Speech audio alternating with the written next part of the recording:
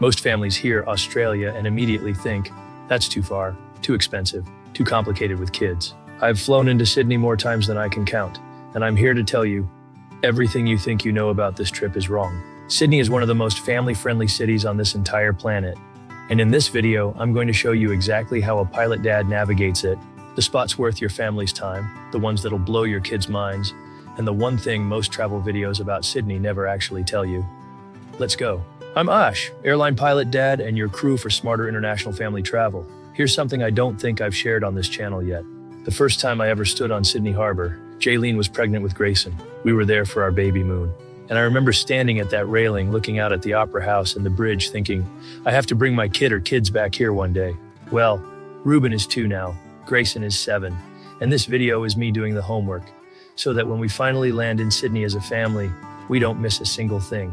Everything in this video is built around what I know as a pilot who's flown into this beautiful city many times, and what I can already picture when I close my eyes.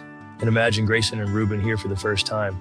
Here are 5 experiences your family absolutely cannot miss in Sydney. Start here, and I mean that literally. Make Taronga Zoo your first full day. Most families don't realize that the zoo itself sits on a hillside overlooking Sydney Harbour. You walk in at the top, work your way down through the exhibits. And the Sydney Opera House and the Harbour Bridge are framed in the background the entire time. I've been to zoos all over the world as a pilot. I have never seen a zoo with a view like this one. It's genuinely unreal. Taronga has all the Australian wildlife your kids are going to absolutely lose it over. Koalas, kangaroos, wombats, Tasmanian devils, and unlike a lot of other zoos, the animal encounters here feel authentic. The koala experience is a paid add-on, but it is worth every dollar if you have young kids. They get up close, they get photos. And I can already picture it, Ruben losing his mind the moment he sees a kangaroo up close for the first time. That 2-year-old chaos energy meets an actual Australian animal. I genuinely cannot wait for that moment. Now here's the pilot tip. Skip the car entirely.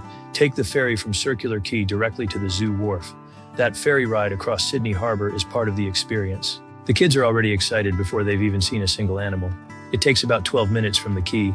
It costs almost nothing, and you arrive at the lower entrance. From there, you ride the cable car up to the top and work downhill all day, which means you're never pushing a stroller uphill when you're tired at the end. That's the kind of logistics most travel videos skip over. Pre-book your tickets through Tickets and skip the queue entirely. Link is in the description. Now, the Opera House. I want to reframe how you think about this one. Most families treat the Opera House like a photo stop. You walk up, you take the picture, you leave. And honestly, that is missing the whole point of this area. The precinct around the Opera House is one of the most vibrant, walkable family destinations in Australia. Circular Quay is right there, the ferry terminal, the waterfront, street performers, open-air restaurants, and a promenade that kids genuinely love running along. If your kids are old enough and curious enough, absolutely do the Opera House guided tour. It's 90 minutes, it's fascinating, and the architecture inside is just as iconic as what you see from the outside.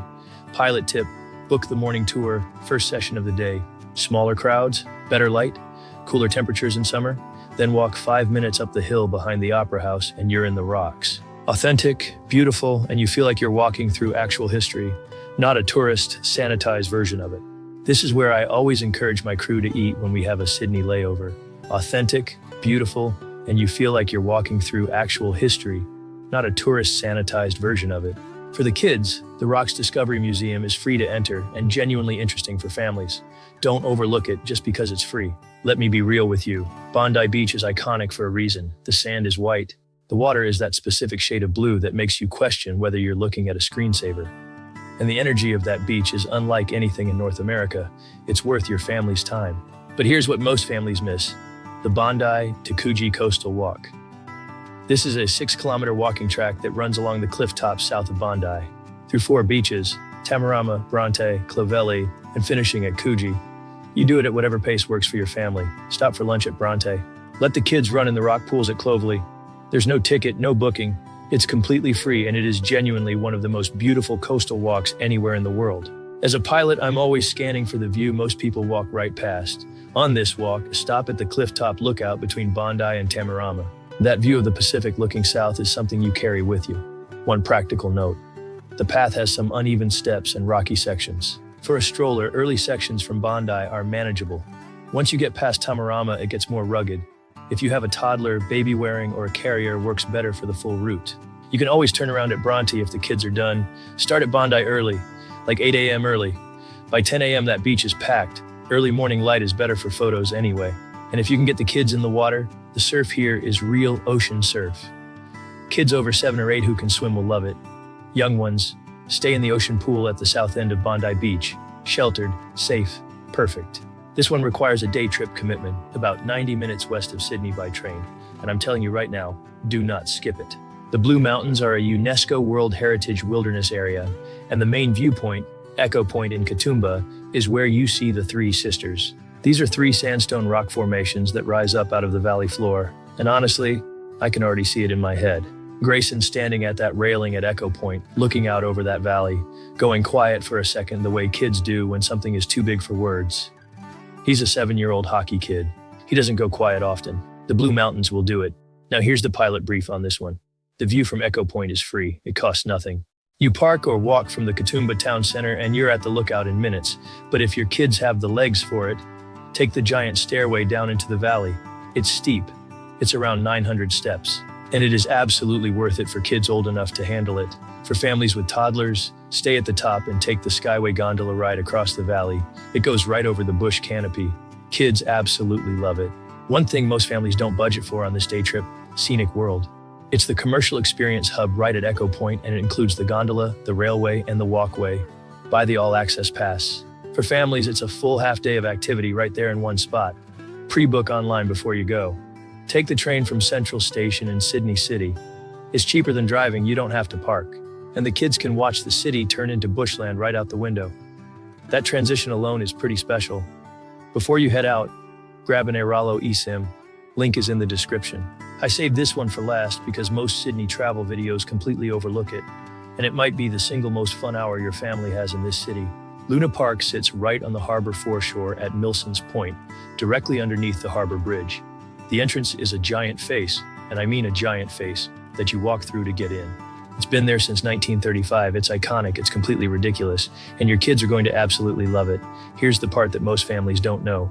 Entry to Luna Park is completely free. The classic Ferris wheel gives you a view of the Harbour Bridge and the Opera House that people pay hundreds of dollars for on a dinner cruise. You get it on a $6 Ferris wheel ticket. That is a pilot-approved deal right there. The city skyline across the water. Now, the bridge climb. Yes, it exists. Yes, it's on my personal bucket list, but the minimum age is 8, and with a toddler in my crew, it's not happening just yet. I'm bookmarking that one for when the boys are ready. If your kids are all 8 and older, absolutely do it. One of the most unique experiences Sydney offers. For families with younger kids right now, Luna Park is your move. Get there in the late afternoon. The light is better, the crowds are thinner, and as the sun sets behind the bridge above you, it is something else entirely. As a pilot, I know your rights too. If your flight to Sydney was delayed over 3 hours or canceled, you may be owed up to $600 in compensation. AirHelp files the claim for you. Link is in the description. Here's what most Sydney travel videos won't tell you. Sydney is expensive. I mean, genuinely, significantly more expensive than most destinations you're comparing it to. Hotels in the CBD during school holidays will hit you harder than you expect. My honest advice, budget for Sydney the way you'd budget for London or New York, not the way you'd budget for Southeast Asia. Hotels in the CBD during school holidays will hit you harder than you expect. My honest advice, budget for Sydney the way you'd budget for London or New York, not the way you'd budget for Southeast Asia. Reef-safe sunscreen, hats, and rash guards for the kids every single day. None of this should stop you from going. Sydney is worth every single dollar. It is one of the most genuinely beautiful, clean, safe, family-friendly cities on this earth. I just want you to go in with your eyes open, because that's what a good pre-flight briefing does. Sydney is one of those cities that gets under your skin. I stood on that harbour for the first time with Jaylene, just the two of us, and a baby on the way. And I knew then that this place was special. The world our God has made is astonishing, and Sydney is proof of that. The harbour, the ocean, those sandstone cliffs rising above the bush. It all reminds you why we travel in the first place, to show our kids how big this world really is and how awesome our God is. Before I wrap, one bonus recommendation. The Vivid Festival, the Opera House, gets projected with massive light art installations, lasers, animations. The entire facade comes alive at night. The harbour glows. The bridge is lit. Families line the waterfront just to watch. It costs nothing to attend. You just show up. If you've ever seen a photo of the Opera House lit up like something out of a dream, that was vivid, and it is worth planning your entire trip around. If this video helped your family, hit like and subscribe. It really makes a difference for this channel. I drop new videos regularly, and every single one is built around helping your family travel smarter, not harder. And before you plan any international trip, grab our free Pilot Dad travel guides. What the Captain Knows walks you through everything I know about stress-free international family travel. Completely free. The Pilot Dad's jet lag playbook will solve the biggest headache of long-haul travel with kids, also free. And if you want to make every dollar stretch further, the Pilot Dad's budget travel playbook is available now on Etsy. All 3 links are below in the description. I'm Ash, this is Sky Crew Adventures, Sydney. We're coming for you. I'll see you in the next one.